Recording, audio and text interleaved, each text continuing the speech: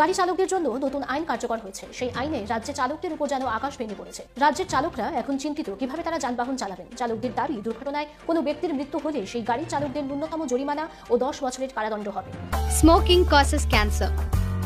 Consumption of alcohol is injurious to health. Be safe. Don't drink and drive.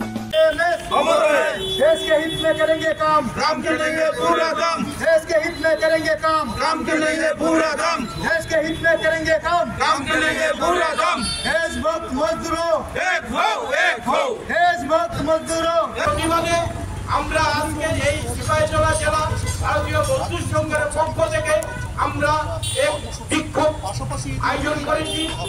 আমরা বার্তা দিতে চাই ভারতীয় মজদুর সংঘ যেন ওই প্রস্তাব যেন গ্রহণ করা না হয়, তার প্রতিবাদে আমরা আজকে এই মিলিত হয়েছি।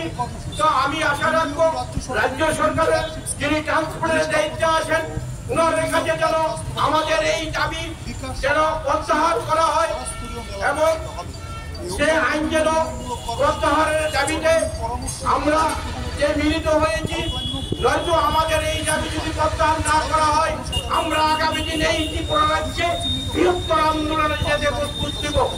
তাই আমি যারা এখন বর্তমানে রাষ্ট্রীয়বাদী দলের আমরা সমর্থিত একটা রাষ্ট্রীয় দল চলছে ত্রিপুরা রাজ্যে, তার বিরোধিতা নয়, তার সহমতে আমরা চলছি। এই রাজ্যে যেন আমাদের দৃষ্টি আকর্ষণ করেন এই রাজ্য সরকার এবং তথা যারা আমরা এই সমস্তনে কাজ করছি তার প্রতিবাদে যেন ওই বিল প্রস্তাব প্রত্যাহার করা হয়। এইটুকু বলে আজকে আমি